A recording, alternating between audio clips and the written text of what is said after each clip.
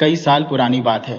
राजा जैसे ही के बड़े से राज्य में एक राजकुमारी रहती थी जिसका नाम था सौम्या। वो अपने तेज दिमाग और हर चीज को जानने की चाहत के लिए जानी जाती थी। उसने अपनी पूरी जिंदगी बड़े बड़े गुरुओं और किताबों से ढेर सारा ज्ञान लिया था, पर उसके दिल में दो सवाल हमेशा घूमते रहते थे। दुनिया में सबसे जरूरी चीज क्या है और क्या कोई अपनी किस्मत को बदल सकता है? सौम्या ने इन सवालों के जवाब ढूंढने के लिए पूरे राज्य में सबसे समझदार लोगों को बुलाया। कई सारे विद्वान आए, सबने अपनी अपनी बातें रखी, पर कोई भी ऐसा जवाब नहीं दे पाया जिससे सौम्या का मन भर जाए। आखिर में जब उसे कोई रास्ता नहीं सूझा, उसने ऐलान कर दिया कि जो भी इन सवालों का जवाब देगा उसे वो जो चाहे वो इनाम मिलेगा। एक गर्मी की शाम को जब सूरज ढल रहा था और महल के दरवाजे पर चारों तरफ सन्नाटा पसरा था, एक गांव का गडरिया सौम्या के सामने आया। उसके कपड़े बिल्कुल सादे थे, हाथ में लकड़ी का डंडा था और चेहरा धूल से सना हुआ था, लेकिन उसकी आंखों में एक अजीब सी चमक थी, मानो वह दुनिया के सारे रहस्य जानता हो। महल के लोग उसका मजाक उड़ाने लगे, पर सौम्या ने उसे बोलने का मौका दिया। गडरिया बोला, राजकुमारी, मैं तुम्हारे दोनों सवालों का जवाब दे सकता हूँ, लेकिन एक शर्त है। सौम्या ने उत्सुक होकर पूछा, क्या शर्त? गडरिया हल्के से हंसा और बोला, तुम्हें मेरे साथ 3 दिन बिताने होंगे। अगर 3 दिन में जवाब न मिला तो मैं खुद तुम्हें बता दूंगा। सौम्या ने थोड़ा सोचा, फिर उसने हामी भर दी। वो अकेली घोड़े पर बैठकर गडरिये के साथ उसकी छोटी सी झोपड़ी की तरफ चल पड़ी। पहले दिन गडरिया सौम्या को एक ऊंचे पहाड़ पर ले गया। वहां हवा तेज थी और चारों तरफ सिर्फ जंगल और नदियां दिख रही थी। गडरिया बोला, देखो, यह दुनिया कितनी बड़ी है। यहाँ न राजा का कोई जोर चलता है न प्रजा का। अगर कोई चीज सच में सबसे जरूरी होती तो ये जगह उसे हमेशा अपने पास रखती, लेकिन ये तो सब कुछ वक्त के साथ बदल देती है। तो बताओ, क्या तुम्हें जवाब मिल गया? सौम्या ने सिर हिलाया और कहा, नहीं, ये तो बस कुदरत की ताकत दिखाता है, मेरे सवाल का जवाब नहीं। गडरिया मुस्कुराया और बोला, फिर थोड़ा इंतजार करो, जवाब अपने आप आएगा। दूसरे दिन गडरिया सौम्या को एक गांव में ले गया। वहां एक बूढ़ी औरत अपने खेत में मेहनत कर रही थी। उसका बेटा जंग में मर गया था, पर वो फिर भी बिना शिकायत के काम कर रही थी। सौम्या ने उससे पूछा, तुम्हारी जिंदगी इतनी मुश्किल रही, फिर भी तुम शिकायत क्यों नहीं करती? बूढ़ी औरत हल्के से हंसी और बोली, किस्मत वही है जो हम मान लेते हैं। अगर मैं चाहूं तो इसे बदल सकती हूँ, पर इसके लिए पहले मुझे खुद को बदलना होगा। सौम्या को यह बात अजीब लगी, पर उसे अब भी जवाब नहीं मिला। उसने गडरिये से कहा, मुझे अभी भी शक है। गडरिया बोला, अभी एक दिन और बाकी है। तीसरे दिन गडरिया सौम्या को एक अंधेरी गुफा में ले गया। अंदर जाते ही एक पत्थर पर कुछ लिखा दिखा। जो सबसे जरूरी है, उसे देखने के लिए आंखों की नहीं, दिल की जरूरत होती है, और जो अपनी किस्मत बदलना चाहता है उसे पहले खुद में बदलाव लाना होगा। सौम्या ने वो शब्द बार बार पढ़े। अचानक उसे सब समझ आ गया। उसने गडरिये से कहा, अब मैं समझ गई, दुनिया में सबसे जरूरी चीज है अपने आप को जानना। जब तक हम खुद को नहीं समझेंगे कुछ भी कीमती नहीं लगेगा, और किस्मत, वो तो हम खुद बनाते हैं। गडरिया हल्के से हंसा और बोला, अब तुम्हें अपने जवाब मिल गए। लेकिन जैसे ही सौम्या ने उसकी तरफ देखा, गडरिया धीरे धीरे धुंध में गायब होने लगा। सौम्या चौंक गई और बोली, तुम कौन हो? गडरिया हवा में घुलते हुए बोला, मैं वही हूं जिसे तुम ढूंढ रही थी। मैं ज्ञान हो, मैं सच हो। जब तक तुम सवाल पूछती रहोगी, मैं किसी न किसी रूप में तुम्हारे सामने आता रहूंगा। और फिर वो पूरी तरह गायब हो गया। सौम्या महल लौट आई, पर अब वो पहले जैसी नहीं थी। उसे हर चीज में नया मतलब दिखने लगा था। उसने समझ लिया कि ज्ञान कितना कीमती है, पर यह भी जाना कि सिर्फ ज्ञान ही सब कुछ नहीं, उसे सही ढंग से इस्तेमाल करना असली समझदारी है। उसने राज्य में नए नियम बनाए, जहां पढ़ाई के साथ साथ अपने आप को समझने और जागरूक होने को भी अहमियत दी गई। और इस तरह एक सादा सा गडरिया, जो सच में सादा नहीं था, सौम्या को वो जवाब दे गया जिसे वो सालों से ढूंढ रही थी। लेकिन वो गडरिया सच में कौन था? कोई साधु, कोई कल्पना, या सच की तलाश में जन्मा एक सपना? ये कोई नहीं जानता। पर एक बात पक्की थी, जो भी सच की खोज में निकलेगा उसे अपना गडरिया जरूर मिलेगा। सौम्या ने अपनी जिंदगी में ज्ञान और जागरूकता की कीमत समझ ली थी, लेकिन उसके मन में एक सवाल अभी भी बाकी था। क्या वो गडरिया सच में था या सिर्फ उसके दिमाग का एक हिस्सा? कुछ महीनों बाद जब वो महल की छत पर बैठी थी, एक सैनिक घबराया हुआ उसके पास आया और बोला, महारानी, जंगल के पास एक साधु मिला है। वो कहता है कि उसे आपसे मिलना है। सौम्या का दिल जोर से धड़कने लगा। क्या वो फिर से वही गडरिया था? जब वो जंगल पहुंची तो देखा कि वही गडरिया एक पेड़ के नीचे बैठा था, लेकिन इस बार उसके कपड़े पहले से ज्यादा साफ और चमकीले थे। उसकी चेहरे पर एक अलग सा नूर था, जैसे वो अब कोई आम इंसान नहीं बल्कि कोई खास शक्ति हो। सौम्या ने धीरे से पूछा, तुम वापस आ गए? गडरिया हंसा और बोला, मैं कभी गया ही नहीं। मैं तो हमेशा यही था, पर तुमने मुझे देखना छोड़ दिया था। लेकिन तुम सच में कौन हो? सौम्या का सब्र अब जवाब देने लगा था। गडरिया थोड़ा रुका, फिर बोला, क्या तुम सच में जानना चाहती हो? सौम्या ने सिर हिलाया। तभी गडरिया का शरीर चमकने लगा। चारों तरफ एक रहस्यमयी रोशनी फैल गई। सौम्या को लगा जैसे वो किसी दूसरी दुनिया में खड़ी हो।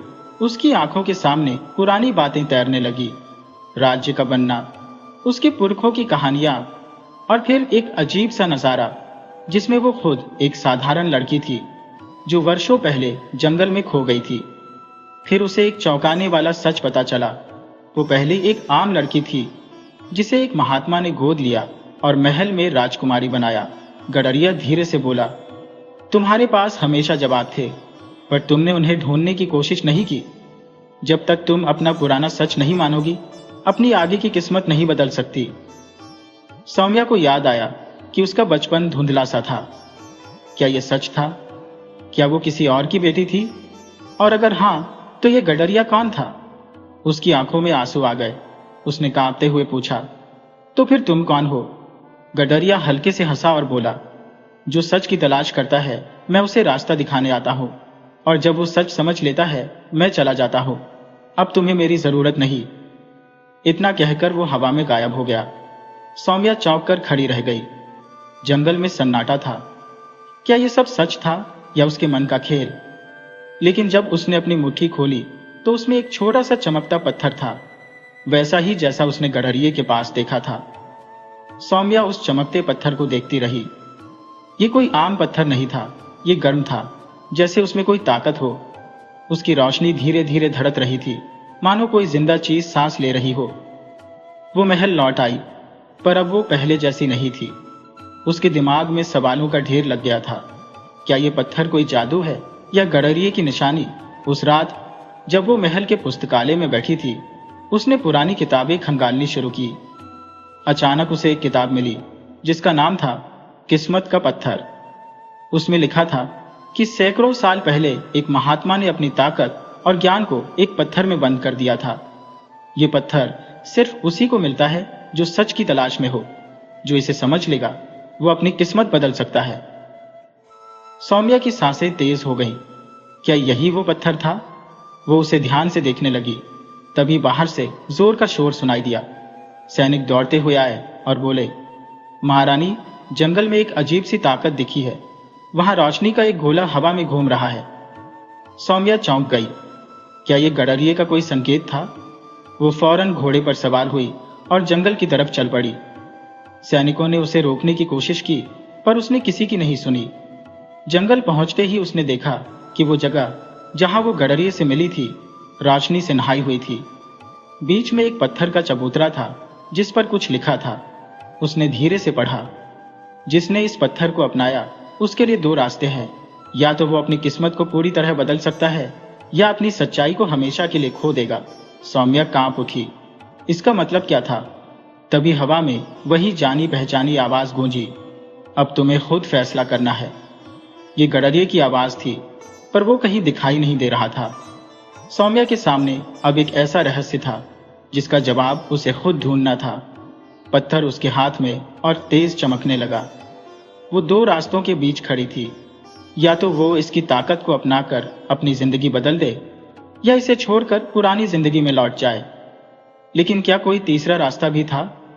तभी उसे गडरिये की बात याद आई। जो अपनी किस्मत बदलना चाहता है उसे पहले खुद को बदलना होगा। सौम्या ने पत्थर को ध्यान से देखा और फैसला किया कि वो इसे अपनाएगी, नहीं लालच में बल्कि सच जानने के लिए। उसने पत्थर को अपने दिल के पास रखा। अचानक जंगल रोशनी से भर गया। रोशनी कम हुई तो सौम्या खुद को एक अजीब जगह पर पाई। ये कोई साधारण जंगल नहीं था, बल्कि एक पुराना मंदिर का खंडहर था। दीवारों पर पुराने चित्र बने थे, राजा, साधु और एक शख्स जो गडरिये जैसा दिखता था। क्या वो गडरिया कोई आम इंसान नहीं था? वो आगे बढ़ी। एक पत्थर पर लिखा था, जिसने इस पत्थर को अपनाया वो अपना अतीत और भविष्य देख सकता है, पर सावधान, सच हमेशा वैसा नहीं होता जैसा दिखता है। तभी एक औरत की आवाज आई, तुम यहां तक पहुंच गई सौम्या? सौम्या ने पलटकर देखा। एक बुजुर्ग पर ताकतवर दिखने वाली औरत खड़ी थी। उसकी आंखों में गहरी समझ थी। उसके हाथ में वही पत्थर था जो अभी सौम्या के पास था। सौम्या ने हैरानी से पूछा, आप कौन है? औरत हंसी और बोली, मैं वो हूं जिसने ये पत्थर बनाया और जिसने इसे तुम तक पहुंचाया। सौम्या उलझ गई। मतलब? औरत ने धीरे से कहा, सौम्या, तुम इस महल में पैदा नहीं हुई थी। तुम्हारी किस्मत पहले से लिखी गई थी, पर तुमने इस पत्थर को छूकर उसे फिर से लिखने का मौका पा लिया। अब सवाल यह है, क्या तुम अपना असली अतीत जानना चाहती हो? सौम्या का दिल जोर जोर से धड़कने लगा। क्या वो अपनी सच्ची पहचान जानना चाहती थी? क्या उसे वो सच पता चलेगा जो सालों से छुपा था? या वो महल लौटकर सब वैसे ही मान लेगी? सौम्या के मन में तूफान मच गया। क्या मैं सच में राजकुमारी नहीं हूं? फिर मैं कौन हूं? औरत ने हंसकर कहा, तुम्हारी यादें धुंधली कर दी गई थी ताकि तुम ये सच कभी न जान सको, लेकिन अब जब तुमने पत्थर को अपनाया तो सच्चाई सामने आएगी। उसने हाथ उठाया और पत्थर से सुनहरी रोशनी निकली। सौम्या की आंखों के सामने पुरानी बातें तैरने लगी। एक छोटा सा गांव दिखा जहां एक नन्हा बच्चा झोपड़ी में सो रहा था। उसकी मां उसे प्यार से देख रही थी और पिता उसके सिर पर हाथ फेर रहा था। लेकिन तभी एक काली छाया आई। एक तांत्रिक ने भविष्य देख लिया था। उसने माँ बाप को चेतावनी दी, ये बच्ची साधारण नहीं, ये अपनी किस्मत खुद लिखने वाली पहली लड़की होगी। पर अगर इसे जिंदा रखा तो राज्य की सत्ता हिल जाएगी। माँ बाप डर गए। तभी एक शख्स आया, वही गडरिया। उसने कहा, इसे कोई नुकसान नहीं होगा, ये सच की तलाश करेगी और वक्त आने पर अपनी किस्मत खुद चुनेगी। फिर उसने उस बच्ची को महल में छोड़ दिया, वही महल जहां आज सौम्या राजकुमारी थी। सौम्या की सांसें तेज हो गई। तो मैं एक साधारण घर से हूं, मेरा इस महल से कोई नाता नहीं? औरत ने सिर हिलाया। नहीं, तुम्हारा नाता इस महल से भी है, पर सत्ता से नहीं, सच से। अब सवाल था, क्या वो महल छोड़कर अपने असली माँ बाप को ढूंढेगी या पुराने सच को भूलकर राजकुमारी बनी रहेगी? तभी गडरिये की आवाज गूंजी, अब तुम्हें चुनना है सौम्या। सौम्या का मन उलझन में डूब गया। उसके सामने दो रास्ते थे, या तो अपनी असली पहचान अपनाकर महल और शाही जिंदगी छोड़ दे, या राजकुमारी बनी रहे, पर एक झूठ के साथ। औरत ने उसकी उलझन देखी और बोली, सच को अपनाना आसान नहीं, पर जो इसे स्वीकार करता है वही असली ताकत पाता है। सौम्या की आंखों में आंसू आ गए। उसने अपनी जिंदगी ये सोचकर गुजारी थी कि वो राजकुमारी है, पर अब सच कुछ और था। उसने कांपते हुए पूछा, क्या मेरे माँ बाप जिंदा है? औरत ने गहरी नजरों से उसे देखा और बोली, हाँ, पर उनकी किस्मत तुम्हारे फैसले पर टिकी है। सौम्या के मन में सवालों का ढेर लग गया। अगर मेरे माँ बाप जिंदा है तो वो कहाँ है? मैं उनसे इतने सालों तक दूर क्यों रही? औरत ने गहरी सांस ली और बोली, वो जिंदा है, पर कैद में। कैद में? सौम्या के होश उड़ गए। औरत बोली, हाँ, महल के किसी शख्स ने उन्हें बंदी बनाया ताकि तुम अपनी असली पहचान तक न पहुंच सको। सौम्या के अंदर गुस्से की आग भड़क उठी। कौन है वो? औरत ने एक शीशे की तरफ इशारा किया और बोली, देखो और खुद जान लो। सौम्या ने शीशे में झांका और उसकी आंखें फटी रह गई। वो राजा था जिसे उसने अपना बाप माना, जिसने उसे प्यार से पाला, वही असली गुनहगार था। शीशे में दिख रहा था कि महल की एक गुप्त कोठरी में एक बूढ़ा मर्द और औरत जंजीरों में जकड़े थे। उनके चेहरों पर दर्द था, पर आंखों में उम्मीद की चमक बाकी थी। सौम्या का शरीर कांप उठा। तो राजा को पता था कि मैं उसकी बेटी नहीं हूं? औरत ने सिर हिलाया। हाँ, उसने तुम्हें इसलिए अपनाया ताकि तुम्हारे जरिए अपनी सत्ता को मजबूत कर सके। वो जानता था कि तुम्हारी असली पहचान सामने आई तो उसका तख्त खतरे में पड़ जाएगा। सौम्या ने मुठियाओं भींच ली। मैं अपने माँ बाप को आजाद करूंगी, लेकिन फिर क्या? क्या मैं राजा के खिलाफ जाऊं? क्या इस महल की सत्ता को खत्म कर दूं? औरत ने गंभीर लहजे में कहा, यह फैसला तुम्हारा है, पर याद रखो, ताकत और इंसाफ में फर्क समझना सबसे जरूरी है। अब सवाल था, क्या सौम्या अपने माँ बाप को बचाने के लिए राजा से जंग लड़ेगी या कोई ऐसा रास्ता चुनेगी जिसमें बिना खून खराबे के सच सामने आ जाए? महल में अंधेरा छाया था, पर सौम्या ने ठान लिया कि वो इस अंधेरे को मिटा देगी। सौम्या के अंदर आग जल उठी। उसने तय कर लिया कि वो अपने माँ बाप को हर हाल में बचाएगी और राजा के धोखे को सबके सामने लाएगी। पर यह आसान नहीं था। राजा ताकतवर था, पूरा महल उसकी बात मानता था। सौम्या जानती थी कि एक गलत कदम से न सिर्फ उसके माँ बाप की जान खतरे में पड़ सकती थी, बल्कि उसकी भी। औरत ने उसकी आंखों में इरादा देखा और बोली, सोच समझकर कदम उठाओ सौम्या, सीधा टक्कर लेना तबाही ला सकता है। सौम्या ने सिर हिलाया। उसे पता था कि चालाकी से काम लेना होगा। महल लौटते ही उसने अपने भरोसेमंद नौकरों को बुलाया। उसने उन्हें हुक्म दिया कि राजा की हर हरकत पर नजर रखें और पता करें कि उसके माँ बाप को कहाँ कैद किया गया है। कुछ घंटों बाद एक नौकर खबर लेकर आया, राजकुमारी, हमें पता चला कि कोठरी के नीचे एक गुप्त तहखाना है। वहां सिर्फ राजा और उसके खास लोग जा सकते हैं। सौम्या का दिल जोर से धड़कने लगा। यही वो जगह हो सकती है जहां मेरे माँ बाप हैं। रात गहरी हुई तो सौम्या अपने वफादार सैनिकों के साथ गुप्त रास्ते से तहखाने की तरफ बढ़ी। दीवारों पर मशालों की हल्की रोशनी थी और दूर से पहरेदारों की आवाजें आ रही थी। वो दीवार से सटी रही, फिर सही मौके पर तेजी से आगे बढ़ी। उसके सैनिक भी पीछे पीछे थे, कदम फूंक फूंक कर रखते हुए। आखिरकार वे एक भारी लोहे के दरवाजे तक पहुंचे। सौम्या ने कान लगाया। अंदर से हल्की आवाजें आ रही थी। मुझे यकीन है वो आएगी, वो हमें बचाने आएगी। सौम्या का दिल भर आया। ये उसकी मां की आवाज थी। उसने इशारा किया और सैनिकों ने दरवाजा तोड़ दिया। अंदर का नजारा देख सौम्या की आंखें नम हो गईं। 2 लोग जर्जर हालत में जंजीरों में जकड़े थे, लेकिन उनके चेहरों पर उम्मीद की चमक थी। मां, पिता! सौम्या दौड़कर उनके पास पहुंची। दोनों की आंखों में पहले हैरानी, फिर खुशी छा गई। लेकिन इससे पहले कि वो उन्हें आजाद कर पाती, पीछे से तेज कदमों की आवाज आई। सौम्या ने तलवार निकाल ली। वो जानती थी कि ज्यादा देर टिकना मुश्किल था। उसके कुछ सैनिक गिर चुके थे और राजा के सैनिकों की तादाद बढ़ती जा रही थी। तभी महल के बड़े दरवाजे पर जोर का धमाका हुआ। गांव के लोग और महल के कुछ वफादार सैनिक जो सौम्या का सच जान चुके थे, उसकी मदद के लिए आ गए। जंग छिड़ गई, लेकिन अब सवाल था, क्या सौम्या राजा को बेनकाब कर पाएगी या राजा कोई नया धोखा देकर सच छुपा लेगा? महल के गलियारे जंग के मैदान बन गए। तलवारों की टक्कर की आवाजें गूंज रही थी। सौम्या अपने माँ बाप को बचाकर बाहर ले जाना चाहती थी, पर राजा के सैनिकों ने चारों तरफ घेर लिया। राजा खुद अपने शाही कवच में वहां आ पहुंचा। उसके चेहरे पर गुस्सा था, पर आंखों में हल्का डर झलक रहा था। तो तुमने सच जान लिया सौम्या, राजा गरजा। पर यह मत भूलो कि मैंने तुम्हें पाला पोसा। ये महल मेरा है। तुम्हारी असली पहचान तुम्हें यहाँ की रानी नहीं बना सकती। सौम्या ने तलवार कसकर पकड़ी। मुझे तुम्हारी दी हुई झूठी पहचान नहीं चाहिए।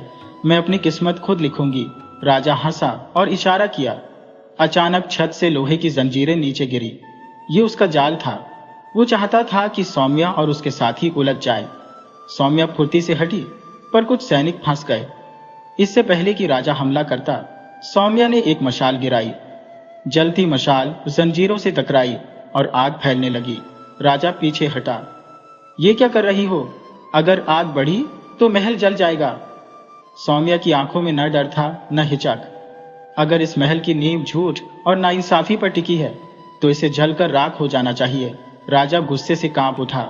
उसने तलवार निकाली और सौम्या पर झपटा।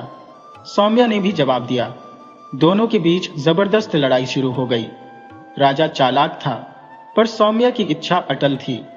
वो हर बार का जवाब तेजी से दे रही थी। थोड़ी देर में राजा की तलवार छिड़क गई और सौम्या की तलवार उसकी गर्दन तक पहुंच गई। अब ये जंग खत्म हुई राजा, तुम्हारा वक्त खत्म, सौम्या बोली।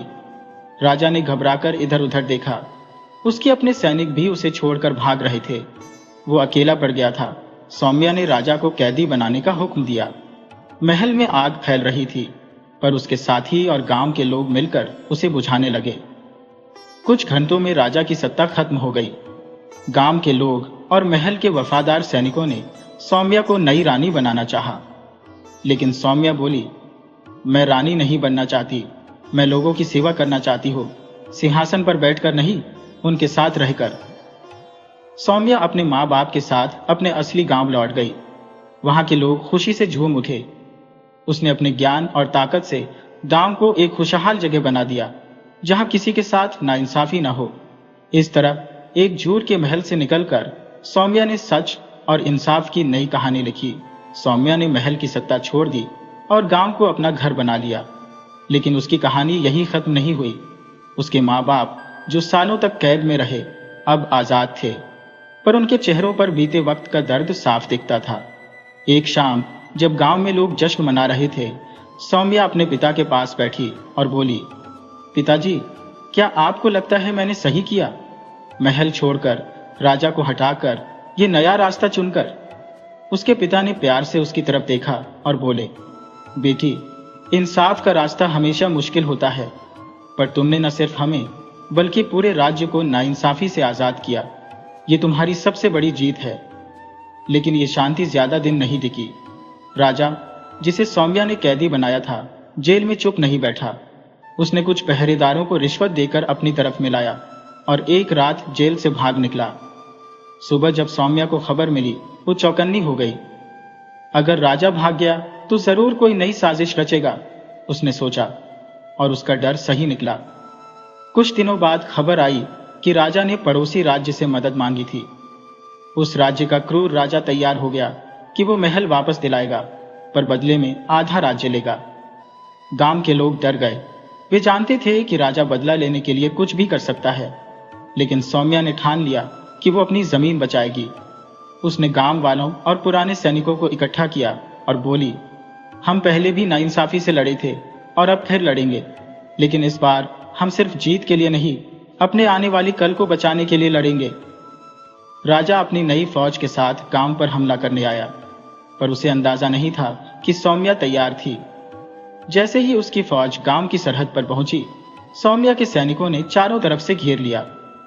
सौम्या राजा के सामने खड़ी हुई और बोली, तुम अभी भी अपने घमंड में जी रहे हो, पर अब यह खेल खत्म हो चुका है।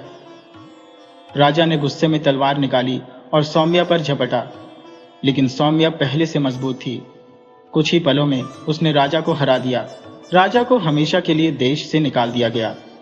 पड़ोसी राज्य ने सौम्या की ताकत देखकर समझौता कर लिया। अब गांव में न डर था न नाइंसाफी। लोग चैन से जी रहे थे। सौम्या ने सिंहासन ठुकराकर एक सलाहकार टीम बनाई, जिसमें गांव के सबसे समझदार और ईमानदार लोग थे। अब राज्य कोई एक राजा नहीं, बल्कि पूरा गांव मिलकर चलाता था। वक्त बीतता गया, पर सौम्या का नाम लोगों के दिलों में बस गया। उसने दिखा दिया कि असली ताकत तलवार में नहीं, सच, हिम्मत और इंसाफ में होती है। इस तरह एक गडरिये की बेटी ने न सिर्फ अपनी किस्मत बदली, बल्कि पूरे राज्य का भविष्य नया कर दिया। राज्य में शांति थी, पर सौम्या के मन में एक नया सपना जागा। वो जानती थी कि सिर्फ जंग जीतने से बदलाव नहीं आता। असली बदलाव तब आता है जब लोग पढ़े लिखे और अपने पैरों पर खड़े हो। उसने फैसला किया कि अब वो राज्य को ज्ञान और तरक्की के रास्ते पर ले जाएगी। उसने पूरे राज्य में स्कूल खुलवाए ताकि हर बच्चा पढ़ सके।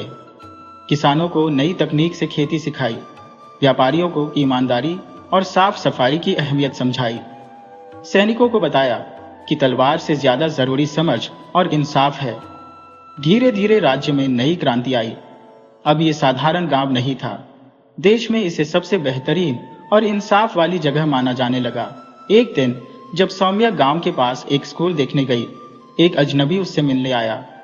वो बूढ़ा साधु जैसा लगता था, जिसकी आंखों में गहरी समझ थी।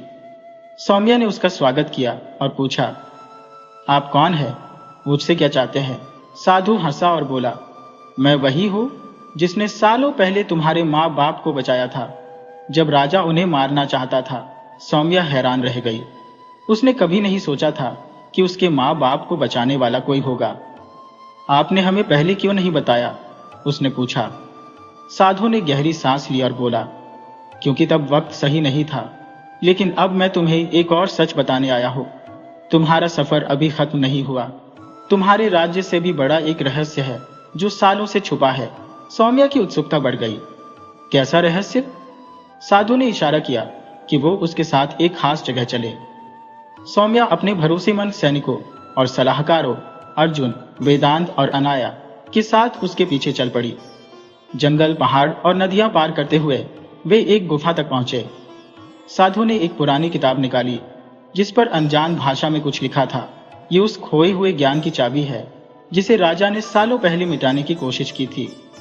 ये ज्ञान दुनिया बदल सकता है, पर खतरनाक भी है। क्या तुम इसे जानने को तैयार हो? साधु ने गंभीर लहजे में पूछा। सौम्या ने गहरी सांस ली। वो जानती थी कि यह सफर आसान नहीं होगा, पर सच और इंसाफ की खोज उसकी फितरत थी। उसने साधु की तरफ देखा और हंसकर बोली, मैं हमेशा तैयार हूं। साधु ने कांपते हाथों से किताब सौम्या के सामने रखी। वो धूल से ढकी थी, पर जैसे ही सौम्या ने उसे छुआ, वो हल्के से चमक उठी। ये क्या है? सौम्या ने पूछा। साधु बोला, ये तुम्हारे पुरखों का ज्ञान है। इसमें ऐसे राज छुपे हैं जो राज्य को नया रूप दे सकते हैं, पर गलत हाथों में गए तो तबाही भी मचा सकते हैं। सौम्या ने किताब खोलने की कोशिश की, पर इसके अक्षर किसी अनजान भाषा में थे। क्या आप इसे पढ़ सकते हैं? उसने साधु से पूछा। साधु ने सिर हिलाया। इस भाषा को वही पढ़ सकता है जो अपने दिमाग, शरीर और आत्मा पर पूरा काबू रखता हो। ये कोई आम किताब नहीं, ये खुद अपने पढ़ने वाले को चुनती है। तभी गुफा में हलचल हुई। हवा तेज चलने लगी और ऐसा लगा जैसे कोई छुपी ताकत जाग उठी हो। किताब के पन्ने अपने आप पलटने लगे और उसमें से एक रहस्यमयी रोशनी निकली जो सौम्या के माथे पर पड़ी। अचानक सौम्या को एक अलग दुनिया दिखने लगी। वो एक पुरानी सभ्यता के बीच खड़ी थी। ऊंचे महल, लोग अजीब ताकतों का इस्तेमाल करते हुए, और एक सिंहासन पर एक रानी जो सौम्या जैसी दिखती थी। रानी ने सौम्या को देखा और बोली, तुम यहां हो, यानी वक्त आ गया है। सौम्या घबरा गई। ये सब क्या है? आप कौन है? रानी हंसी और बोली, मैं तुम्हारे पुरखों में से हूं। ये राज्य कभी सिर्फ तलवारों से नहीं, सच और आध्यात्मिक ताकत से चलता था, पर एक धोखे ने यह ज्ञान छीन लिया। अब तुम्हारी जिम्मेदारी है कि इसे वापस लाओ और सही इस्तेमाल करो। लेकिन सावधान, तुम्हारे दुश्मन भी जाग चुके हैं। अचानक सौम्या की नजर वापस गुफा में आई। माहौल डरावना हो गया था। गुफा के दरवाजे पर काले कपड़ों में कुछ छायाएं दिखी। उनकी आंखों में अजीब चमक थी। साधु का चेहरा सख्त हो गया। वे आ गए, वे इसे रोकना चाहते हैं। सौम्या ने तलवार पकड़ी। तो हमें तैयार रहना होगा। गुफा के बाहर जंग छिड़ने वाली थी। सौम्या जानती थी कि यह सिर्फ लड़ाई नहीं, एक नई यात्रा की शुरुआत थी जो राज्य और इतिहास को नया रूप देगी। काले कपड़ों वाले धीरे धीरे अंदर आए। वे इंसान नहीं, कोई और ताकत लगते थे। सौम्या ने तलवार निकाली, पर साधु ने उसका हाथ पकड़ा। तलवार से नहीं, दिमाग की ताकत से लड़ो। सौम्या समझ नहीं पाई, पर तभी उनमें से एक बोला, तुम नहीं जानती कि तुमने क्या खोल दिया। ये किताब तुम्हारे लिए नहीं, इसे हमें दे दो, वरना अंजाम भुगतना पड़ेगा।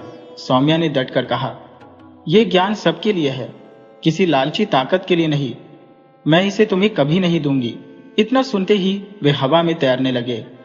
उनके हाथों से नीली रोशनी निकली जो सौम्या की तरफ आई। सौम्या झुककर बची, पर गुफा की दीवारें हिलने लगी। साधु ने फटाफट किताब सौम्या को पकड़ाई। इसे खोलो और इसकी ताकत को महसूस करो। सौम्या ने कांपते हाथों से किताब खोली। अचानक उसे उसकी भाषा समझ आने लगी। वो हैरान रह गई। ये वही भाषा थी जो उसने सपने में देखी थी। पढ़ो, साधु चिल्लाया। सौम्या ने किताब में लिखे मंत्र को जोर से पढ़ा। जैसे ही शब्द हवा में गूंजे, गुफा में सुनहरी रोशनी फैल गई। उन छायाओं की ताकत कमजोर होने लगी। वे जम गए, जैसे कोई अदृश्य ताकत उन्हें रोक रही हो। उनमें से एक चीखा, ये मुमकिन नहीं, ये ताकत अभी भी जिंदा है।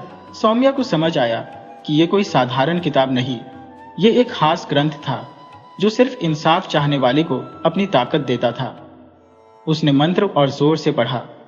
छायाएं दर्द से चिल्लाने लगी, उनके काले कपड़े जलने लगे और वो धुएं में गायब हो गए। गुफा शांत हो गई। साधु ने राहत की सांस ली और सौम्या से बोला, अब तुम्हें अपना असली मकसद समझ आया? सौम्या ने सिर हिलाया। यह सिर्फ मेरा राज्य नहीं, पूरी दुनिया का खोया हुआ ज्ञान है। लेकिन अगर ये लोग इसे चाहते थे तो और भी दुश्मन होंगे। साधु हंसा। इसलिए तुम्हें अपनी यात्रा जारी रखनी होगी, ये तो बस शुरुआत है। सौम्या ने किताब अपने पास रखी और गुफा से बाहर निकली। सूरज की पहली किरण पहाड़ों से झांक रही थी, जैसे नया दौर शुरू होने का संकेत दे रही हो। लेकिन उसके मन में सवाल थे। अगर ये ज्ञान इतना अहम था तो इसे क्यों छुपाया गया? और ये लोग कौन थे? उसने गहरी सांस ली और ठान लिया कि अब वो सच की तलाश में निकलेगी, चाहे इसके लिए उसे पूरी दुनिया घूमनी पड़े। सौम्या के मन में सवालों का भंवर था। उसने कभी नहीं सोचा था कि उसकी जिंदगी इस मोड़ पर आएगी। वो एक साधारण राजकुमारी से योद्धा बनी और अब सच की खोजी बन रही थी। साधु ने बताया कि यह किताब सिर्फ एक हिस्सा थी। दुनिया में और भी गुप्त ग्रंथ थे जिनमें बड़े बड़े राज्य छुपे थे। तुम्हें दूर दूर तक जाना होगा, उन जगहों को ढूंढना होगा जहां यह ज्ञान छुपा है, साधु बोला। सौम्या ने अपने खास साथियों को बुलाया। अर्जुन उसका सेनापति, वेदांत उसका समझदार सलाहकार और अनाया उसकी बचपन की दोस्त और योद्धा। हम एक लंबी यात्रा पर जा रहे हैं, सौम्या बोली। जो चाहे मेरे साथ आए, पर यह आसान नहीं होगा। सबने एक साथ हामी भरी। साधु ने बताया कि पहला सुराग दक्षिण में एक पुराने मंदिर में था। वो मंदिर सालों से वीरान था और वहां जाने वाले कभी लौटकर नहीं आए। सौम्या और उसकी टीम घोड़ों पर सवार होकर दक्षिण की तरफ निकल पड़े। कई दिन तक वे पहाड़, नदियां और घने जंगल पार करते रहे। माहौल बदलने लगा। हवा में ठंडक थी और जंगल का सन्नाटा डरावना लग रहा था। ये जगह कुछ ठीक नहीं लग रही, अनाया धीरे से बोली। कुछ भी हो, सावधान रहो, अर्जुन ने तलवार कसकर पकड़ते हुए कहा। आखिरकार वे उस पुराने मंदिर तक पहुंचे।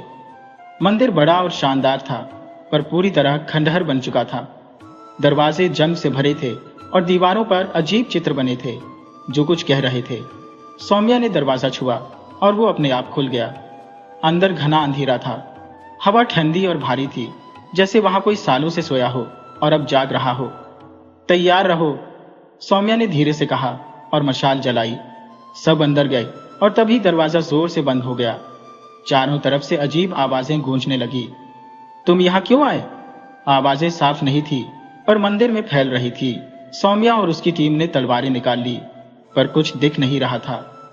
तभी दीवारों के चित्र चमकने लगे और वे हिलने लगे जैसे जिंदा हो गए हो।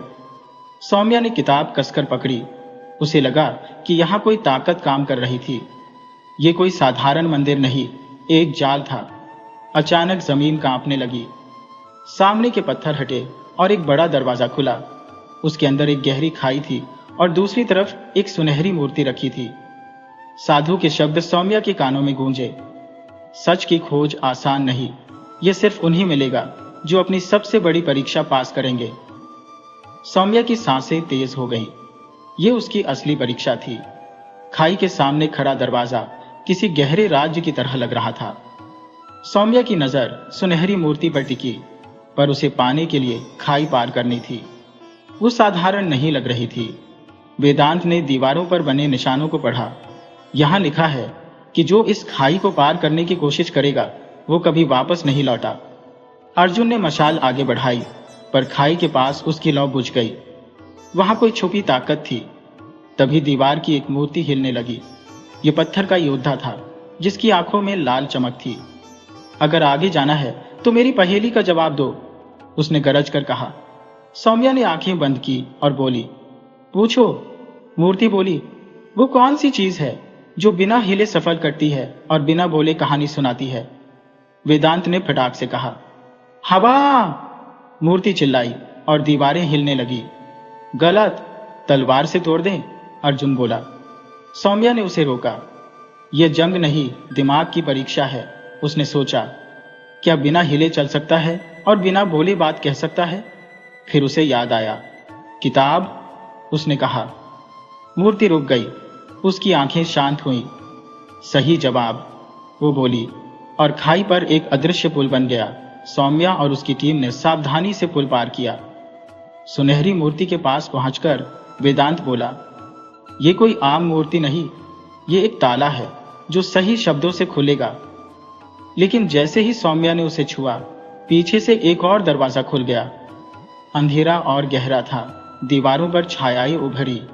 एक भारी आवाज गूंजी, तुमने पहला दरवाजा पार कर लिया, लेकिन क्या अपने सबसे बड़े डर का सामना कर सकती हो? सौम्या ने गहरी सांस ली और अंधेरे दरवाजे की तरफ बढ़ी। अर्जुन, वेदांत और अनाया भी साथ थे। दरवाजा पार करते ही सब बदल गया। ठंडी हवा गर्म हो गई। वे एक बड़े कक्ष में थे। दीवारों पर अजीब चित्र थे और बीच में एक पत्थर की आंख चमक रही थी। ये जगह ठीक नहीं लग रही, अनाया बोली। वेदांत ने दीवारें बढ़ी। यहाँ लिखा है, जो अपने डर का सामना करेगा वही आगे बढ़ेगा। पत्थर की आंख लाल हो गई। एक आवाज गूंजी, अपने सबसे गहरे डर का सामना करो, हारे तो ये कक्ष तुम्हारा अंत होगा। सौम्या का दिल धड़कने लगा। 4 दरवाजे खुले और उनमें से 4 छायाएं निकली। अर्जुन के सामने उसका मरा हुआ भाई आया, वेदांत के सामने एक जलती किताब, अनाया के सामने खून से सनी तलवार, सौम्या के सामने उसकी मां दर्द में चीखती हुई। सौम्या के हाथ कांपने लगे। सौम्या, मुझे बचाओ, उसकी मां की आवाज गूंजी। लेकिन सौम्या ने खुद को संभाला। ये सच नहीं, ये मेरा डर है, मैं इसे हावी नहीं होने दूंगी। उसने तलवार नीचे रखी। छाया धुएं में गायब हो गई। सौम्या की जीत देख बाकियों को भी समझ आया। अर्जुन बोला, मैं इस दर्द को भूल जाऊंगा। वेदांत बोला, ज्ञान किताबों में नहीं, अनुभव में है। अनाया बोली, मैंने खुद को माफ कर दिया। सबकी छायाएं गायब हो गईं। पत्थर की आंख सफेद हो गई और एक नया दरवाजा खुला। हमने ये परीक्षा पास कर ली। वेदांत हंसा, पर आगे और मुश्किल होगा, अर्जुन बोला। सौम्या ने दरवाजे की तरफ कदम बढ़ाया। दरवाजा पार करते ही तेज रोशनी चमकी। जब वो कम हुई, सौम्या एक अनोखी दुनिया में थी। आसमान बैंगनी था, हवा में अजीब ऊर्जा थी और कोई इंसान नहीं दिख रहा था। हम कहाँ आ गए? अर्जुन धीरे से बोला। वेदांत ने मिट्टी छुई। ये आम जमीन नहीं। तभी एक भारी आवाज गूंजी, तुमने डर जीत लिया, पर यह शुरुआत है। अब अपने वजूद के सवालों का जवाब दो। जमीन से काले धुएं की शक्लें उठी। छाया योद्धा, नीली आग वाली आंखों और लंबे भालों के साथ। एक छाया बोली, जो अपने असली रूप को जानता है वही आगे बढ़ सकता है। तैयार हो? छाया ने हाथ उठाया और 4 शीशे उभरे। इनमें देखो और अपने असली रूप को पहचानो। झूठ बोला तो ये दुनिया तुम्हें निगल लेगी। सौम्या और बाकी शीशों की तरफ बढ़े। सौम्या के शीशे में उसका अतीत दिखा। एक बच्ची अपने पिता से तलवार सीख रही थी। फिर दृश्य बदला। वो महल के गुप्त कमरे में थी, जहां उसकी मां एक किताब पढ़ रही थी। मां की शक्ल बोली, सौम्या, तुम सिर्फ राजकुमारी नहीं, तुम एक छुपी ताकत की वारिस हो। सौम्या चौंकी। किस ताकत की वारिस? लेकिन शीशा धुएं में गायब हो गया। बाकियों के शीशों में भी अजीब नजारे दिखे। छायाएं हंसी। अब तुमने अपना असली रूप देख लिया, आगे बढ़ने का वक्त है। हर जवाब के साथ नया सवाल आता है। उनके सामने एक और दरवाजा खुला। सौम्या के मन में सवाल थे। अगर वो सिर्फ राजकुमारी नहीं तो कौन? उसकी मां क्या छुपा रही थी? वो आगे बढ़ी। नया दरवाजा पार करते ही वे एक बड़े कक्ष में आए। हवा में गर्मी थी, जैसे कोई छुपी ताकत उन्हें देख रही हो। बीच में एक पत्थर का सिंहासन था, जिस पर सुनहरे अक्षरों में लिखा था। वेदांत ने पढ़ा, जो अपनी विरासत को पहचानता है वही इसे अपनाने लायक है। तभी हवा में एक शक्ल उभरी, लंबा चमकीले कपड़ों वाला, आंखें आग की तरह चमकती हुई। सौम्या, तुम यहां तक आ गई, उसने गहरी आवाज में कहा। सौम्या ने डर दबाया। तुम कौन हो? मेरा इंतजार क्यों कर रहे थे? वो हंसा। मैं तुम्हारे पुरखों का रक्षक हूं। ये जगह तुम्हारी है। मेरी? मैं तो बस एक राजकुमारी हूं। नहीं, उसकी आवाज गूंजी। तुम अग्निवंशी वंश की आखिरी वारिस हो, एक ऐसा वंश जिसकी ताकत को छुपाने के लिए इतिहास से मिटा दिया गया। तुम्हारी माँ ने इसे बचाया और अब तुम्हारी बारी है। सौम्या को यकीन नहीं हुआ। मैंने अपने वंश के बारे में ऐसा कुछ नहीं सुना। वेदांत ने दीवारों के चित्र देखे। शायद इसे जानबूझकर छुपाया गया। सौम्या ने सिंहासन के शब्द छुए। अचानक कक्ष रोशनी से भर गया। चित्र जिंदा हो गए। सैकड़ों साल पहले की जंग। अग्निवंशी योद्धा अपनी ताकत से अजेय थे, पर लालच में कई राज्यों ने उन्हें खत्म करने की साजिश की। सौम्या की मां ने यह ताकत छुपाई, लेकिन इससे पहले कि सौम्या सब समझ पाती, कक्ष हिलने लगा। वक्त कम है, वो शख्स बोला। अपनी ताकत अपनाओ, वरना अंधेरा तुम्हें खत्म कर देगा। तभी दरवाजे से काली छायाएं उभरी। वे आ गए। अर्जुन ने तलवार निकाली। वेदांत ने मंत्र पढ़कर ढाल बनाई, पर छायाएं ताकतवर थी। एक छाया बोली, हमें वो ताकत दो जो तुम में छुपी है। सौम्या ने मुट्ठियां भींची। अब ये सिर्फ सफर नहीं, जंग थी। सदियों से तय की गई जंग। छायाएं तेजी से बढ़ी। सौम्या का दिल धड़क रहा था। उसके अंदर एक गर्मी दौड़ रही थी। अपनी ताकत पहचानो, उस शख्स की आवाज गूंजी। तुम्हारी मां ने इसे तुम में छुपाया, अब इसे जागने दो। एक छाया उस पर झपटी। सौम्या ने हाथ उठाए और उसकी हथेलियों से सुनहरी आग निकली। छाया चीख कर राख हो गई। सब चौंक गए। ये क्या था? सौम्या ने अपनी हथेलियां देखी। वेदांत बोला, तुम अग्निवंशी ताकत की वारिस हो। ये तुम्हारी असली शक्ति है। अब खत्म करने का वक्त है। सौम्या ने हथेली उठाई। एक आग की लौ हवा में तैरकर छायाओं से टकराई और वे राख बन गई। अर्जुन और अनाया भी हमले में जुट गए। वेदांत ने मंत्रों से कक्ष को बचाया। छायाएं एक एक कर खत्म हुई, लेकिन सबसे बड़ी छाया आगे आई। सोचती हो ये जंग जीत ली? ये तो शुरुआत है। कक्ष हिलने लगा। दीवारों में दरारें पड़ गई। जमीन से काला धुआं उठा। वो शख्स बोला, आखिरी फैसला तुम्हारा है। इसे खत्म न किया तो ये तुम्हारा अंत होगा। सौम्या ने छाया को घोरा। मैं अपने पुरखों की विरासत नहीं खोने दूंगी। उसकी दोनों हथेलियां जल उठी। उसने पूरी ताकत से आग का तूफान छोड़ा। छाया चीख कर राख हो गई। दीवारों की लिपियां चमकी और एक धमाके के साथ कक्ष रोशनी से भर गया। धूल हटी तो सौम्या सिंहासन के सामने खड़ी थी। वो शख्स गायब था, पर उसकी आवाज गूंजी, तुमने अपनी ताकत पहचान ली, पर यह सफर खत्म नहीं हुआ। असली जंग अब शुरू होगी। सौम्या ने गहरी सांस ली। अब वो अपनी नियति समझ चुकी थी। अंधेरे से लड़ना और अपने वंश की ताकत को जागृत करना। लेकिन क्या वो इसके लिए तैयार थी?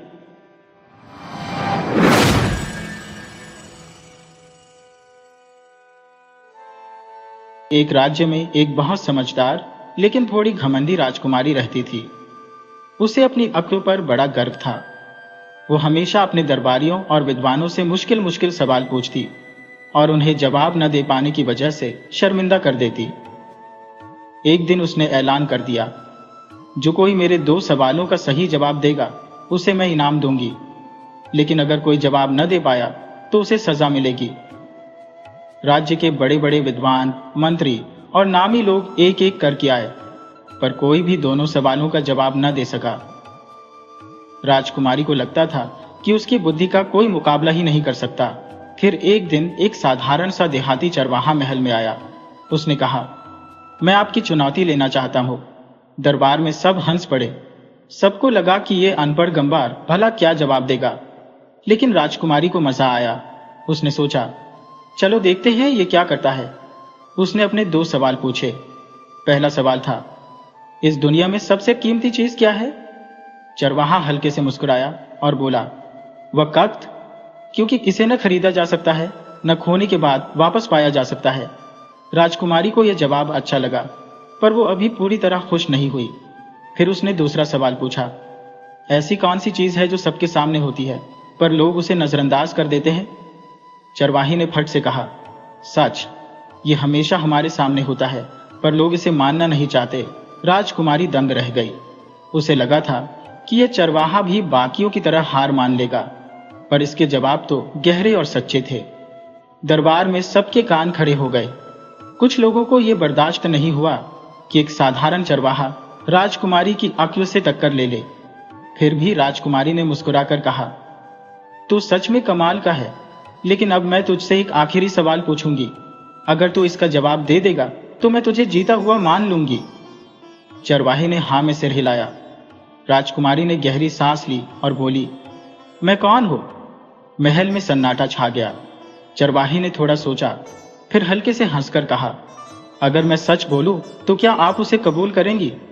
राजकुमारी ने हाँ कहा। चरवाहा बोला, आप वो है जो सच को समझने लगी है, पर उसे पूरी तरह अपनाने से अभी डरती है। ये सुनते ही राजकुमारी का चेहरा बदल गया। उस सोच में डूब गई, क्या वो सच में सत्य से मुंह मोड़ रही थी? दरबार में सब चुप थे। चरवाहा बिना कुछ कहे बस मुस्कुराता हुआ चला गया। राजकुमारी उसे जाते हुए देखती रही। उसके दिल में अजीब सी हलचल मच गई। पहली बार किसी ने उसे ऐसे जवाब दिए थे जो न सिर्फ समझदारी से भरे थे, बल्कि उसे अपने बारे में सोचने पर मजबूर कर रहे थे। वो उस चरवाहे को देखती रही जो बिना घमंड के अपनी सादगी से उसे चुनौती देकर चला गया था। अगले कुछ दिन राजकुमारी परेशान रही। नींद नहीं आई। चरवाहे की बातें बार बार उसके कानों में गूंजती रही। आप सच को समझने लगी है, पर उसे अपनाने से डरती है। क्या वो अपने घमंड की वजह से सच से दूर भाग रही थी? क्या वो सिर्फ अपनी अक्ल दिखाने में लगी थी, ये समझे बिना कि असली ज्ञान तो सादगी और नम्रता में होता है? उसने फौरन सिपाहियों को भेजा कि उस चरवाहे को ढूंढकर महल लाए। पर जब सिपाही गांव पहुंचे तो चरवाहा वहां नहीं था। किसी को नहीं पता था कि वो कहां गया। कुछ बोले कि वो दूर देश चला गया, कुछ कहने लगे कि वो बस एक आम आदमी था जो अपनी राह पर आगे बढ़ गया। राजकुमारी को यकीन नहीं हुआ। उसने कई दिन तक उसे ढूंढवाया, पर वो कहीं नहीं मिला। लेकिन चरवाहे के शब्द उसके दिल में हमेशा के लिए बस गए। उस दिन के बाद राजकुमारी बदल गई। उसने अपना घमंड छोड़ दिया और सच की तलाश में लग गई। वो पहले से ज्यादा नर्म और दयालु हो गई। धीरे धीरे राज्य में लोग उसकी अक्ल की नहीं, बल्कि उसकी अच्छाई और समझदारी की तारीफ करने लगे। कई साल बीत गए। राजकुमारी अब बूढ़ी हो चली थी। एक दिन महल के बाहर एक छोटा लड़का आया। उसके कपड़े सादे थे, पर उसकी आंखों में वही चमक थी जो कभी चरवाहे की थी। उसने राजकुमारी से पूछा, क्या आप बता सकती हैं कि इस दुनिया में सबसे कीमती चीज क्या है? राजकुमारी की आंखों में पुराने दिन तैर गए। वो मुस्कुराई, लड़के के सिर पर हाथ फेरा और बोली, वक़्त, क्योंकि इसे न खरीदा जा सकता है, न खोने के बाद पाया जा सकता है।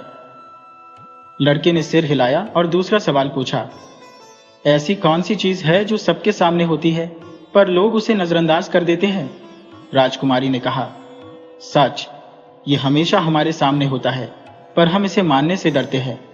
लड़का मुस्कुराया और चुपचाप चला गया। राजकुमारी उसे जाते हुए देखती रही। उसका दिल तेज धड़कने लगा। क्या ये वही चरवाहा था जो किसी नए रूप में आया था, या कोई और था जो उसकी तरह सच की तलाश में था? वो उसे रोकना चाहती थी और सवाल पूछना चाहती थी, पर उसने खुद को रोक लिया। अब उसे जवाबों की भूख नहीं थी, क्योंकि इस बार वो जवाब पहले से जानती थी। वो लड़के को जाते हुए देखती रही, पर इस बार उसके मन में कोई खालीपन नहीं था। कई दिन बाद जब वो महल के बगीचे में टहल रही थी, एक बूढ़ा संत महल के दरवाजे पर आया। उसके चेहरे पर शांति थी, आंखों में गहराई। राजकुमारी ने उसे अंदर बुलाया और पूछा, बाबा, क्या आप बता सकते हैं कि सच की तलाश कहाँ खत्म होती है? संत ने हल्के से हंसकर कहा, सच की तलाश कभी खत्म नहीं होती। जब तुम सोचते हो कि जवाब मिल गया, तभी नया सवाल पैदा हो जाता है। लेकिन जिस दिन तुम सवाल पूछना छोड़ दोगी, उस दिन तुमने सच को पा लिया। राजकुमारी उसकी बातों को गहराई से समझने लगी। क्या वो अभी भी तलाश में थी या सच को पा चुकी थी? संत थोड़ी देर रुका, फिर चुपचाप चला गया। इस बार राजकुमारी ने उसे नहीं रोका, क्योंकि उसे समझ आ गया था कि कुछ जवाब बाहर से नहीं, अपने अंदर से ढूंढने पड़ते हैं। वक्त के साथ राजकुमारी में नया बदलाव आया। वह अब सवाल पूछने की बजाय जवाबों को जीने लगी। पहले वो दूसरों की आंखों को परखती थी, अब वो खुद को परखने लगी। उसने महल की चमक दमक छोड़कर एक शांत कोने में वक्त बिताना शुरू किया। वो आम लोगों के बीच बैठती, उनकी बातें सुनती, उनकी मुश्किलें समझती। एक दिन एक बूढ़ी औरत उसके पास आई और बोली, रानी जी, सुना है आप हर सवाल का जवाब जानती हैं, तो बताइए, जिंदगी का सबसे बड़ा राज क्या है? राजकुमारी मुस्कुराई। सालों पहले वो खुद इस सवाल का जवाब ढूंढ रही थी, पर अब उसे पता था, उसने कहा, जिंदगी का सबसे बड़ा राज यह है कि हर जवाब वक्त के साथ बदलता रहता है। जो सच आज सही लगता है वो कल बदल सकता है। इसलिए सच को पकड़ने की कोशिश मत करो, उसे बहने दो, जैसे नदी अपने रास्ते पर चलती है। औरत ने सिर झुकाया और हंसते हुए चली गई। अब राजकुमारी पहले जैसी नहीं थी। न घमंड था, न जवाब ढूंढने की बेचैनी। वो बस शांति से जिंदगी को देख रही थी, जैसे नदी बिना रुके बहती है। फिर एक दिन उसने अपने मंत्रियों को बुलाया और बोली, मैं अपना सिंहासन छोड़ रही हूँ। अब तक मैंने राज्य पर राज किया, अब मैं खुद पर राज करना चाहती हूँ। मैं सच की आखिरी तलाश के लिए जा रही हूँ। सब हैरान रह गए, पर किसी ने उसे रोका नहीं। उस रात राजकुमारी ने महल से बाहर कदम रखा। उसने सारे शाही कपड़े उतार दिए और सादा लिबास पहन लिया। वो अंधेरे में गायब हो गई, जैसे नदी समंदर में मिल जाती है। कोई नहीं जानता कि वो कहाँ गई। कुछ कहते हैं कि उसने किसी गांव में साधारण जिंदगी बिताई, कुछ मानते हैं कि वो जंगल में तपस्विनी बन गई। पर एक बात पक्की थी, वो अब सिर्फ सवाल पूछने वाली राजकुमारी नहीं थी, वो खुद एक जवाब बन चुकी थी। उसने कई गांव देखे, जंगलों में भटकी, पहाड़ों को पार किया। हर जगह उसे नए अनुभव मिले, नए सवाल मिले। पर इस बार वो उन्हें सुलझाने की कोशिश नहीं करती थी, बस उन्हें समझती और महसूस करती थी। एक दिन वो नदी के किनारे पहुंची। वहां एक बूढ़ा तपस्वी ध्यान में डूबा था। राजकुमारी ने पास जाकर पूछा, गुरुजी, क्या जिंदगी में ऐसा कोई पल आता है जब सच की तलाश पूरी हो जाए? तपस्वी ने आंखें खोली और हंसकर बोले, जिस दिन तुम्हें सच का एहसास हो जाएगा उस दिन तुम्हें यह सवाल पूछने की जरूरत नहीं पड़ेगी। राजकुमारी चुप हो गई। उसने अब तक सच को समझने की कोशिश की थी, पर क्या उसे सच में महसूस हुआ था? यह ख्याल उसके मन में घूमने लगा। साल बीत गए। अब राजकुमारी खुद एक ज्ञानी बन चुकी थी। उसने कई लोगों को राह दिखाई, कई सवाल पूछने वालों को समझाया, पर उसने कभी किसी को पक्का जवाब नहीं दिया। वो बस उन्हें अपने अंदर झांकने का रास्ता बताती थी। फिर एक दिन जब वो बहुत बूढ़ी हो गई, एक जवान लड़का उसके पास आया और बोला, माँ, मैं सालों से सच की तलाश में हूं, पर मुझे जवाब नहीं मिला। क्या आप बता सकती हैं कि सच क्या है? राजकुमारी ने उसकी आंखों में देखा और कहा, सच कोई जवाब नहीं, एक एहसास है। जब तुम इसे अपने अंदर देख लोगे तब मुझसे ये सवाल नहीं पूछोगे। लड़का सोच में पड़ गया। तभी राजकुमारी ने आंखें बंद की। उसके चेहरे पर शांति थी, जैसे उसे अब किसी जवाब की जरूरत न हो। वो चुपचाप मौन में खो गई, जैसे कोई सवाल जिसका जवाब वक्त खुद दे देता है। कोई नहीं जानता कि राजकुमारी के बाद क्या हुआ। जो उसे जानते थे वो कहते थे कि वो कोई आम रानी नहीं थी, वो एक सवाल थी जिसका जवाब हर कोई अपने अंदर ढूंढ रहा था। उसकी बातें लोगों में फैल गईं। गांवों में उसकी कहानियां सुनी जाने लगी। यात्रियों ने उसकी सीख को दूर दूर तक पहुंचाया। पर उसका सबसे बड़ा असर उस लड़के पर हुआ जिसने उससे आखिरी सवाल पूछा था। वो लड़का भी अपनी यात्रा पर निकल पड़ा। उसने कई जगह घूमे, जंगलों में ध्यान किया, संतों से मिला, पर उसे कहीं ठोस जवाब नहीं मिला। फिर एक दिन जब वो पहाड़ की चोटी पर बैठा था, उसे राजकुमारी की बात याद आई। सच कोई जवाब नहीं, एक एहसास है। उसी पल उसे समझ आया कि वो सच को बाहर ढूंढ रहा था, जबकि वो हमेशा उसके अंदर था। उसकी आंखों से आंसू निकले, पर वो हंस रहा था। उस दिन के बाद उसने कभी किसी से नहीं पूछा कि सच क्या है, क्योंकि अब वो खुद एक जवाब बन चुका था। शायद यही राजकुमारी की सबसे बड़ी विरासत थी, सवालों को नहीं, जवाबों को जीना। सालों बाद उसकी कहानियां किंवदंतियों में बदल गईं। कोई उसे ज्ञानी मानता, कोई संत, पर उसकी असली पहचान एक राज ही रही। वो लड़का भी एक ज्ञानी बन गया। लोग उसके पास आते, सवाल पूछते। जब कोई पूछता, क्या आपको राजकुमारी का सच मिल गया? वो बस हंसकर कहता, सच को पाना नहीं पड़ता, वो तो हमेशा हमारे साथ होता है, बस उसे देखने की नजर चाहिए। राज्य में राजकुमारी की याद धुंधली हो गई। नए राजा आए, महल में नए कदमों की गूंज होने लगी। पर कभी कभी कोई बूढ़ा दरबारी बाहर देखता तो उसे लगता कि कहीं दूर कोई औरत सादे कपड़ों में चल रही है, जैसे कोई सवाल जो वक्त के साथ कभी मिटता नहीं। महल वीरान हो गया, बगीचे के परिंदे उड़ गए, पर एक पेड़ अब भी खड़ा था जिसके नीचे वो सोचा करती थी। उसकी छाल पर गहरे निशान थे, जैसे वो सवालों की लकीरें हो। राहगीर वहां रुकते, उसकी कहानी सुनते और नए सवालों के साथ आगे बढ़ते। सदियां बीत गईं। राजकुमारी एक कहानी बन गई, पर कहीं न कहीं कोई न कोई आज भी वही सवाल पूछ रहा है, इस दुनिया में सबसे कीमती चीज क्या है? और कोई मुस्कुराकर जवाब देता है, वक़्त। फिर पूछता है, ऐसी कौन सी चीज है जो सबके सामने होती है पर लोग उसे नजरअंदाज कर देते हैं? और कोई कहता है, सच। राजकुमारी भले अब न हो, पर उसके सवाल हवा में तैरते हैं। उसकी सीख नदी की तरह बहती है। जब तक कोई ये पूछता रहेगा कि सच क्या है, तब तक ये कहानी चलती रहेगी। क्योंकि सच कोई मंजिल नहीं, एक सफर है, और ये सफर कभी खत्म नहीं होता।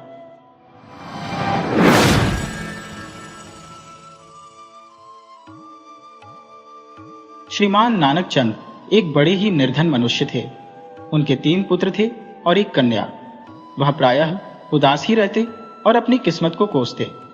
50 के मासिक वेतन पर वह एक सेठ के पास मुनीम का काम करते थे। वेतन 50 और परिवार का खर्चा 60। अवकाश के समय वह 2-3 आर्टिकल्स के पत्र भी लिखा करते थे। वहां से उन्हें 15-20 की आमदनी हो जाती थी, परंतु इतना कुछ करने के बाद भी हाथ तंग ही रहता था। नानक चंद अत्यंत आतुर रहते। उनके मुख पर कभी किसी ने हंसी की रेखा नहीं देखी थी। उनको न खाने का शौक था और न पीने का। उनके साथ काम करने वाले लोग सोचते कि कैसा कंजूस आदमी है, जरा कपड़े तो उजले रखा करो।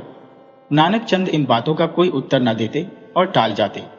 जिस सेठ के पास काम करते थे, वहां पर 1 बजे के लगभग एक खाने वाला आता तो बाबू लोग कामकाज छोड़कर उसके आसपास घेरा लगा लेते थे। कोई 2 आने का जाता, कोई 4, परंतु नानक चंद को किसी ने भी कभी कोई वस्तु खाते हुए नहीं देखा। लोगों का ख्याल था कि उनकी प्रकृति ही ऐसी है, वे पेट काट काट कर बचाते हैं। लोग उन्हें कंजूस समझते थे, परंतु सच्चाई इससे कोसों दूर थी। नानक चंद कंजूस ना थे। दूसरे बाबुओं की तरह वह भी चाहते थे कि उजले वस्त्र रखें, परंतु पैसा पास न था। मिठाई का कंचा देखकर उनका मन भी बालक की तरह अधीर हो जाता था, परंतु घर के बड़े हुए खर्चे गला पकड़ लेते थे। एक दिन की बात है, प्रातः काल का समय था। नानक चंद आर्टिकल्स के पत्र लिख रहे थे और उनके पुत्र ऊधम मचा रहे थे। बसंत कहता था, अनंत मेरा घोड़ा ले गया, और अनंत रोता था, बसंत मुझे रस्सी नहीं देता। इन दोनों को झगड़ते देखा तो बड़ा बेटा जसवंत अचक कर रस्सी और लकड़ी का घोड़ा दोनों वस्तुएं ले गया। अनंत और बसंत दोनों चीख चीख कर रोने लगे। नानक चंद ने अपनी पत्नी सीता से कहा, इनको यहां से हटाओ, मुझे अभी बहुत सा काम करना है, महीने के अंत में फिर खर्चा नहीं है। सीता ने उत्तर दिया, तो क्या अब काम करते ही रहोगे? धूप की ओर तो देखो, 9 बज चुके हैं। सेठ जी के पास कब जाओगे? शब्द साधारण थे, परंतु नानक चंद के क्रोध में तेल का काम कर गए। उन्होंने जोश में आकर कहा, सहस्त्रों मनुष्य मरते रहते हैं, इन कमबख्तों को नहीं होता कि मेरे प्राण छट जाते हैं। मां सब कुछ सह सकती है, परंतु यह नहीं सह सकती। सीता गमगीन होकर बोली, हाँ, इन्हें क्या करो? तुम्हारे घर में जन्म लेकर इन्होंने थोड़े सुख देखे हैं। अब बच्चे हैं, मौन कैसे बैठे रहें? इन्हें देखकर तो तुम्हें जहर सा चढ़ जाता है। नानक चंद ने सीता को इस प्रकार घूर कर देखा मानो काट ही जाएंगे, और उत्तर दिया, हाँ, जहर सा चढ़ जाता है। तुम्हें काम नहीं पड़ता, घर में बैठकर बातें बनाना जानती हो। जितना काम मुझे करना पड़ता है, उतना मेरे दफ्तर भर में कोई नहीं करता। तो ब्याह न करते इनमें। इन बच्चों का क्या दोष है? दोष है, मैं चिल्लाता रहता हूं कि चुप होकर बैठो, मुझे काम करने दो, परंतु यह मेरी बात पर काम नहीं करते। सीता ने धीरे से कहा, फिर बच्चे ही तो हैं, भूल कर बैठने हैं। मैं इनको मार मार कर इनकी हड्डियां तोड़ दूंगा। चलो रोटी का लो, दफ्तर का समय हो गया है। नानक चंद रोटी खाने बैठे, परंतु 2 ही कौर मुंह में डाले होंगे कि घड़ी ने 10 बजा दिए। नानक चंद ने हाथ खींच लिया और थाली हटा दी। सीता ने प्यार से कहा, अब जल्दी जल्दी खा लो, जरा देर भी हो गई तो क्या हुआ? क्या सेठ जी कुछ भी कह देंगे? यह वाक्य कितना हृदय विदारक था। नानक चंद की आंखें सजल हो उठी। वह भरे हुए गले से बोले, क्या करूं, सेठ साहब बड़े ही कठोर आदमी हैं, छोटी छोटी बातों पर गुस्सा हो जाते हैं। अब जाने ही दो, मैं आकर खा लूंगा। सीता अभी कुछ कहने को ही थी कि नानक चंद की दृष्टि अनंत पर पड़ी।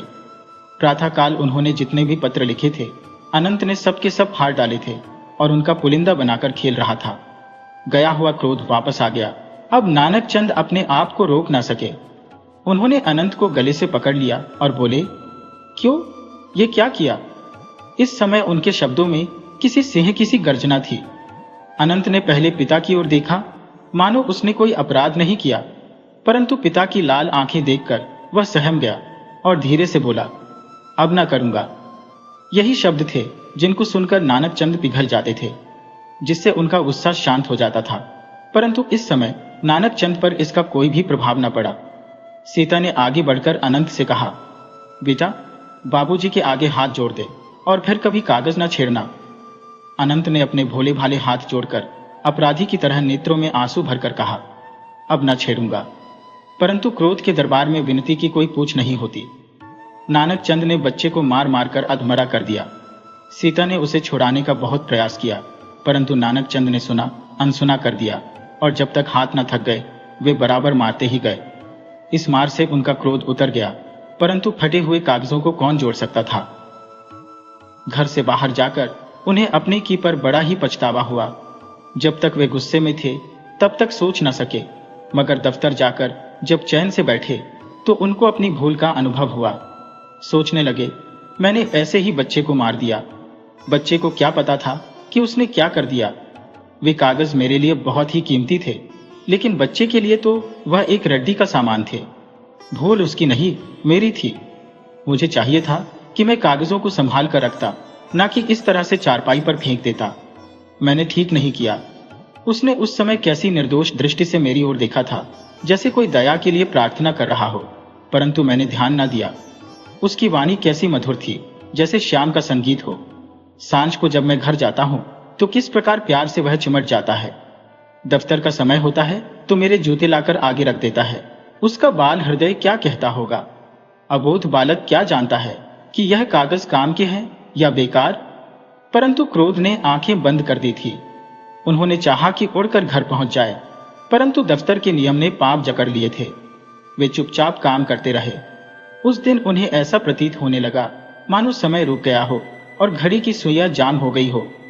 वे बराबर घड़ी की ओर देखते रहे और क्रोध से अपने होंठ काटते रहे। आखिर घड़ी ने 5 बजाए।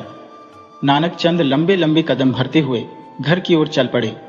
बाजार में पहुंचे तो सोचा, अनंत को मारा था, वह अब क्या कहेगा।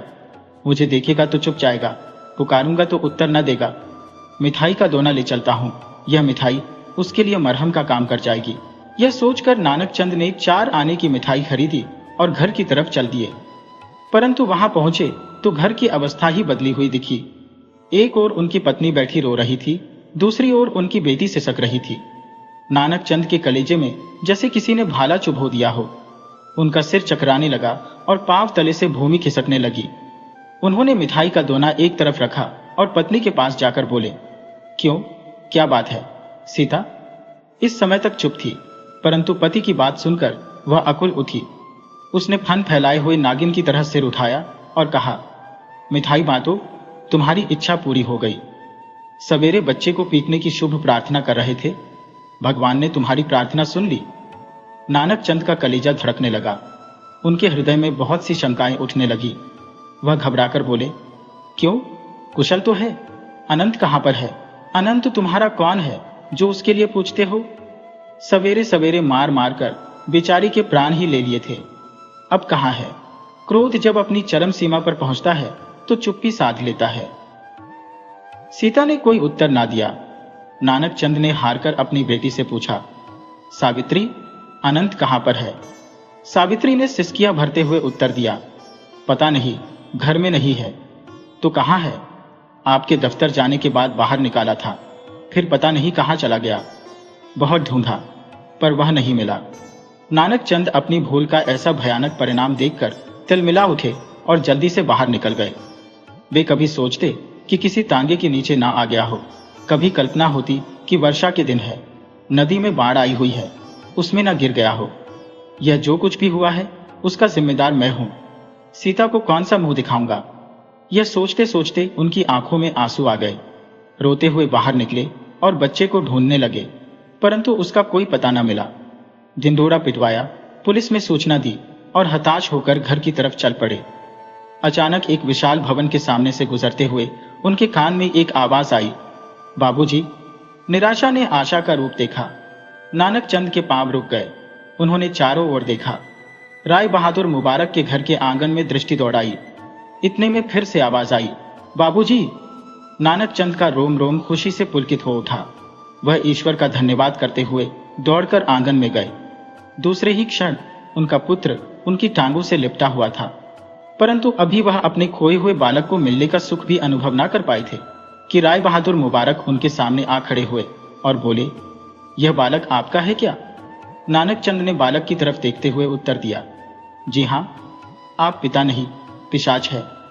ये जो इस बच्चे के शरीर पर मार के निशान है, आपकी करतूत है। आपको कुछ लज्जा आनी चाहिए। नानक चंद पर मानो घड़ों का पानी गिर गया।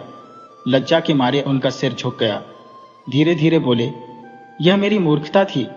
भविष्य में ऐसी भूल ना होगी। आपके कितने बालक हैं? 3 और लड़कियां। एक राय बहादुर ने प्यास नेत्रों से नानक चंद की ओर देखा।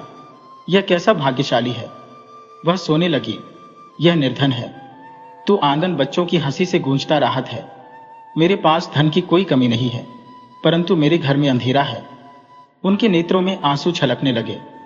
तब नानक चंद ने सुबह की सारी घटना उन्हें पूरे विस्तार के साथ सुनाई। राय बहादुर को बड़ा ही दुख हुआ और बोले, इसमें आपका दोष नहीं है।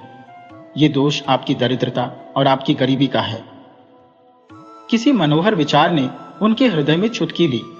उनके मुखमंडल पर एक चमक सी आ गई। मुस्कुराकर बोले, आपको क्या तनख्वाह मिलती है? नानक चंद ने सर झुकाकर उत्तर दिया, 50। तो निर्वाह कैसे होता है? बड़ी तंगी से होता है। भगवान ने जो जीव भेजे हैं उनके खाने का प्रबंध हो ही जाता है। राय मुबारक ने सोचा, यही अवसर है जब नानक चंद को अपने वश में किया जा सकता है। वे मुस्कुराए और बोले, मैं एक बात कहूं? नानक चंद का दिल धड़कने लगा। उन्होंने आश्चर्य से कहा, कहिए। आपकी संतान है परंतु धन नहीं है। मेरे पास धन है परंतु पुत्र को तरसता हूं। यदि हम दोनों मिल जाएं तो हम दोनों के क्लेश दूर हो सकते हैं। मैं आपकी बात समझा नहीं। राय बहादुर कुछ क्षणों तक चुप रहे, मानो अपनी बात के प्रभाव को दोगुना करना चाहते हो। फिर बोले, बात स्पष्ट है। आप अपना यह लड़का मुझे दे दीजिए। मैं इसे गोद ले लूंगा और अपना पोसी पुत्र बनाऊंगा। मेरे पश्चात यह मेरी संपत्ति का अधिकारी होगा और इसके बदले में मैं आपको एक मकान दूंगा और 100 हर महीने दिया करूंगा। यदि आप इस बात को स्वीकार कर लें तो मेरे यहां मानो बेटा। नानक चंद को लगा मानो वह कोई सपना देख रहे हो। उन्हें विश्वास न हुआ कि राय मुबारक सचमुच यह बात मन से कह रहे हैं। नानक चंद हिचकिचाते हुए बोले, क्या आप यह बात सच्चे मन से मेरे से कह रहे हैं? मुबारक राय के नेत्रों में आनंद छलकने लगा। वे समझ गए कि मैदान मार लिया है और बोले, हां, मैं जो भी कहता हूं सच्चे मन से कहता हूं। हम बालक से जब चाहे मिल सकेंगे। समय चाहे तब मिलो, मुझे इसमें कोई आपत्ति नहीं। नानक चंद सोने लगे। एक ओर पुत्र का प्रेम था और दूसरी ओर संसार का सुख। उनका हृदय निर्णय ना कर सका कि क्या करना चाहिए। अंत में वे बोले, मैं अपनी पत्नी से एक बार परामर्श कर लूं, आपको कल उत्तर दूंगा। यह बात सुनते ही सीता मानो आकाश से नीचे गिर पड़ी। उसने अनंत को छाती से लगाया और बोली, मुझे गरीबी से विकार है, परंतु बच्चा मैं ना भेजूंगी। नानक चंद ने अपेक्षा के भाव से कहा, मूर्ख हो क्या? परमात्मा ने 3 पुत्र दिए हैं, एक कन्या आदि है। यदि इनमें से एक पुत्र दे दिया तो क्या अंधेरा हो जाएगा? और फिर कोई दूर थोड़े ही है, 4 मिनट का रास्ता है। जब चाहे देख कर आ जाना, कोई रोक टोक नहीं है। सीता ने उत्तर दिया, ये सब कुछ ठीक है, परंतु मैं बच्चा बेचूंगी नहीं। नानक चंद ने जोश में आकर कहा, मेरी बात ना मानेगी? और सब बातें मानूंगी, पर यह ना मानूंगी। मैं मां हूं, डायन नहीं हो।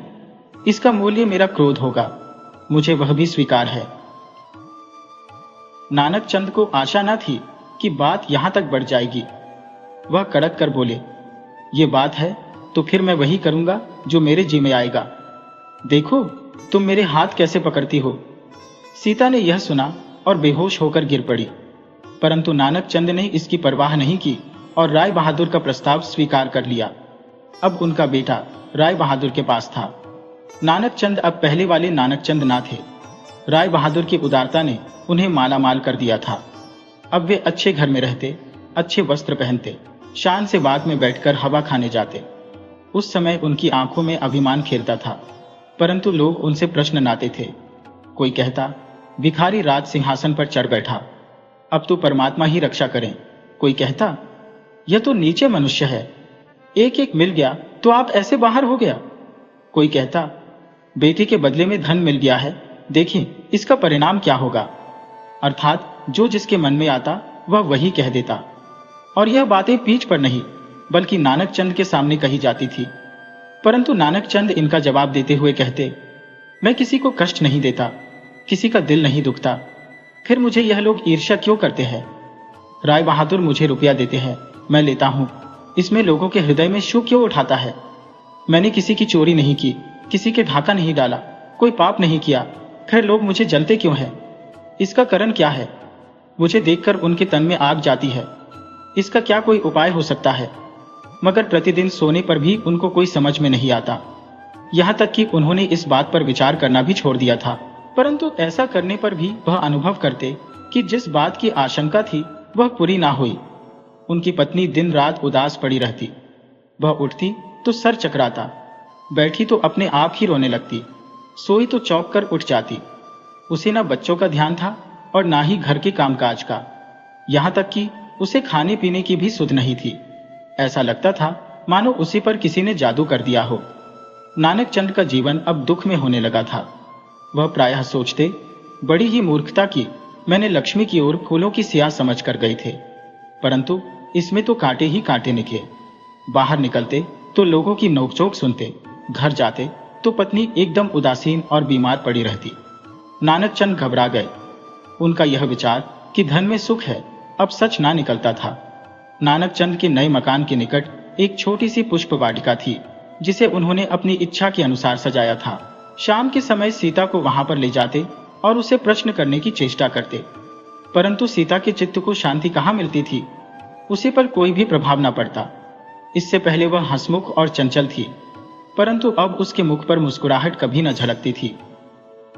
सीता का हृदय भी बहुत ही दुखी था, परंतु वह अपने दुख को जबान पर लाना उचित न समझती थी। इस हृदय वेदना का परिणाम यह हुआ कि सीता का शरीर दुर्बल होने लगा और उसे हल्का हल्का ज्वर रहने लगा। खाट से उठाना उसके लिए कठिन हो गया। राय मुबारक को भी जब यह समाचार मिला तो उन्हें भी चिंता हुई। उन्होंने एक योग्य डॉक्टर भेजा और साथ ही कम करने के लिए नौकरानी का भी प्रबंध कर दिया, जो दिन रात सीता के सिरहाने खड़ी रहती थी। परंतु इतना सब करने पर भी सीता का रोग कम ना हुआ। वह दिन ब दिन और भी शिथिल होती जा रही थी। यहां तक कि नानक चंद ने एक दिन डॉक्टर से पूछा, कोई भी औषधि काम क्यों नहीं कर रही। डॉक्टर ने विचित्र दृष्टि से नानक चंद की ओर देखा और उत्तर दिया, क्या कहूं, जहां तक हो सकता है मैं कर रहा हूं, फिर यह ठीक क्यों नहीं हो रही। नानक चंद ने व्यग्रता से पूछा, इस विषय में मैं कुछ नहीं कह सकता, डॉक्टर ने कहा।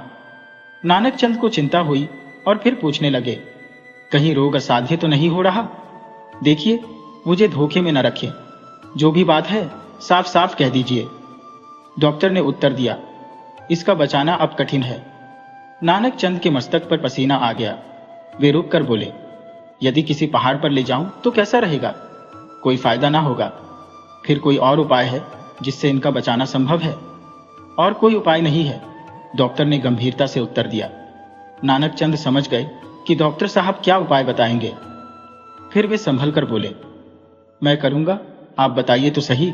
यह बच्चे के वियोग में मर रही है, उसके वापस आने से इनके लिए संजीवनी बूटी हो जाएगी। मैं मानता हूं इसके लिए आपको भारी बलिदान करना होगा, परंतु पत्नी और संतान के सामने संसार के सभी सुख व्यर्थ है। इसमें कोई संदेह नहीं कि अब आपको सुख प्राप्त है, परंतु इनका हृदय 24 घंटे अपने बच्चे के लिए रोता रहता है। जहां पर अग्नि सुलग रही हो वहां पर औषधि क्या कर सकती है। इसीलिए यदि आपको अपनी पत्नी से प्रेम है और इन्हें बचाने की इच्छा है तो इनका बच्चा लाकर इन्हें वापस कर दें। इनके रोग की यही औषधि है।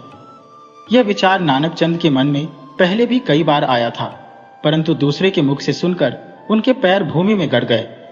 उन्होंने नीचे की ओर देखते हुए उत्तर दिया, मैं स्वयं पछता रहा हूं, मैं कैसे भूल कर बैठा। आपके शब्दों ने मेरा विचार और भी दृढ़ कर दिया है। मैं इस संबंध को तोड़ दूंगा तो अभी लिखा पढ़ी नहीं हुई है। जी नहीं, जरा हौसले से बातचीत करना, उनके रोग में मत आना। इसकी चिंता न करें, मैं सब कुछ ठीक कर लूंगा। नानक चंद भले प्रकार से जानते थे कि सीता के रोग का कारण अनंत का वियोग है, परंतु वे इस बात की आशंका न थी कि यह रोग इतना घातक सिद्ध होगा, और इसी कारण से वे इस समय संभाले हुए थे। परंतु डॉक्टर की बात सुनकर उनका साहस टूट गया और उन्होंने निश्चय कर लिया कि जल्दी से जल्दी बालक को वापस ले आएंगे। इस कारण से उन्होंने अपना एक नौकर राय बहादुर के घर भेजा और अनंत का हालचाल पूछा। उत्तर आया कि अनंत भी बुखार से बेसुध पड़ा है और उसका इलाज भी डॉक्टर कर रहे हैं। नानक चंद के हृदय पर यह दूसरा आघात था।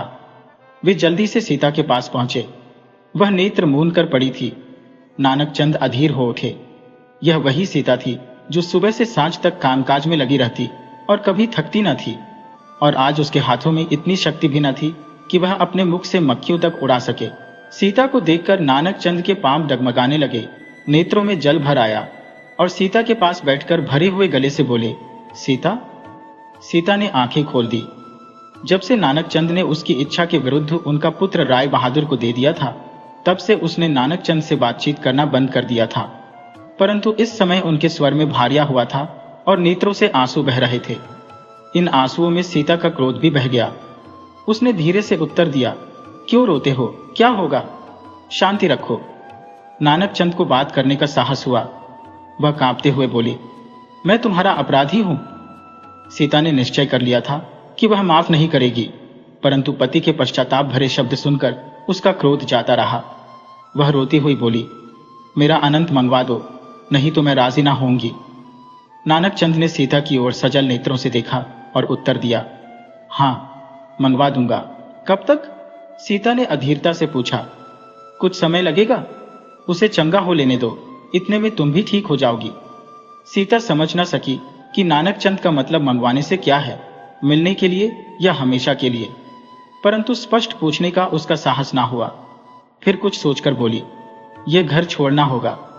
छोड़ देंगे, नानक चंद ने धीरता से उत्तर दिया। रुपए पैसे का फिर से कष्ट होगा, सीता ने कहा। नानक चंद ने जोश में आकर उत्तर दिया, मैं दिन रात के 24 घंटे काम करूंगा, सूखी रोटी खा लूंगा, परंतु बच्चे को सुख संपत्ति के लिए नहीं भेजूंगा। यह शब्द सुनकर सीता का हृदय आनंद सागर में लीन हो गया। अगले ही दिन सीता ने नौकर को बुलाया और पूछा, बाबूजी है? नौकर ने उत्तर दिया, उनकी छुट्टी पूरी हो गई है, वे दफ्तर गए हैं। तो तांगा ले आओ, सीता ने कहा। कहाँ जाना होगा? नौकर ने पूछा। राय बहादुर के मकान तक जाऊंगी, सीता ने उत्तर दिया। यह सुनकर नौकर हक्का बक्का रह गया और बोला, यह ना होगा, आपका शरीर बड़ा ही दुर्बल है। सीता ने उसकी ओर देखा और कहा, तुम्हारी अपेक्षा मुझे अपने जीवन से अधिक प्यार है, परंतु डॉक्टर ने मना किया है। उसने मेरा रोग ही नहीं पहचाना तो इलाज क्या करेगा? तांगा ले आओ, मैं अपना बच्चा देखने जाऊंगी। सीता ने उसकी बात पर कोई ध्यान न दिया और बागी में बैठकर चल पड़ी।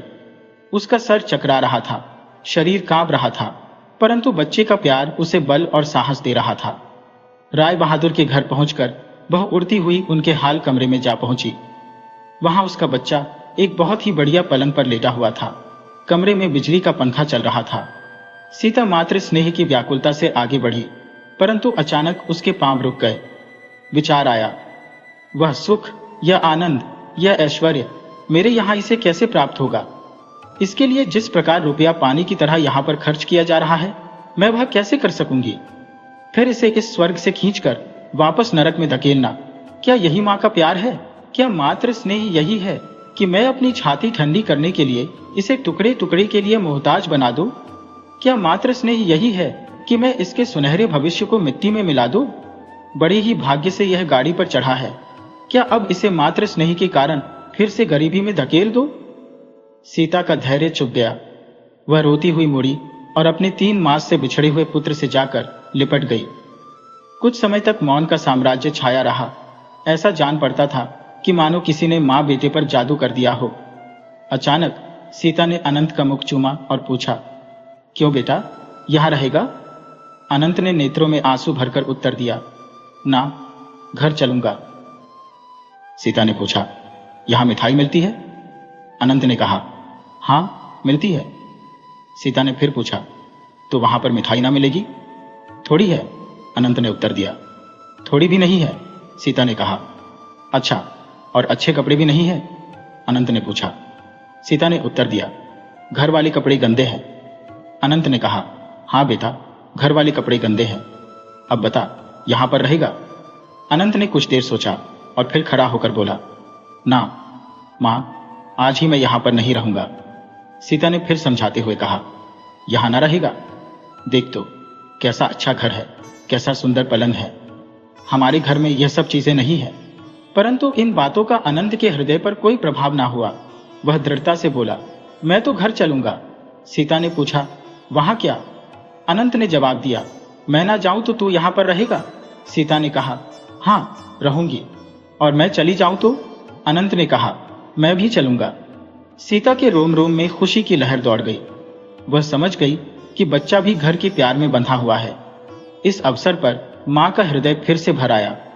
वही मातृ स्नेह जो बच्चे के भविष्य की खातिर अपने सुख को छोड़ने के लिए तैयार था, अब बच्चे की इच्छा पर अपने सुख को वापस पाने के लिए तैयार हो गया। ये एक आध्यात्मिक दृश्य था। कैसा पवित्र प्रेम था जिसकी उपमा संसार भर में नहीं मिलती। सीता ने अनंत को छाती से लगाया और इस प्रकार भागी मानो कोई चोर हो। दूसरे दिन इन दोनों का जोश ठंडा हो गया। यह समाचार राय बहादुर ने सुना तो वह बहुत ही छटपटाए, परंतु अभी तक लिखा पढ़ी ना होने के कारण वह कुछ ना कर सके।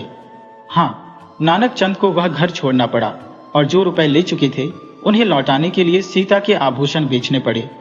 जब आभूषण बिक गए तो नानक चंद ने हंसते हुए कहा, लो, अब तुम्हारे आभूषण तो गए। सीता ने अनंत की ओर इशारा किया और कहा, मेरा यह अनमोल आभूषण मेरे पास है, परमात्मा से यही मांगती हूं। सीता और नानक चंद अब दोनों खुश थे। उनके दिन कष्ट से कटे थे, परंतु वे प्रसन्न रहते थे।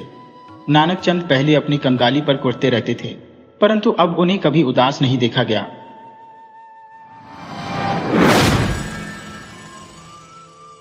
वीडियो अच्छी लगी हो तो इसे लाइक करें और ऐसी ही मजेदार कहानियों के लिए चैनल को सब्सक्राइब करें और बेल आइकन दबाएं। ज़्यादा से ज़्यादा अपने दोस्तों को शेयर करें। धन्यवाद।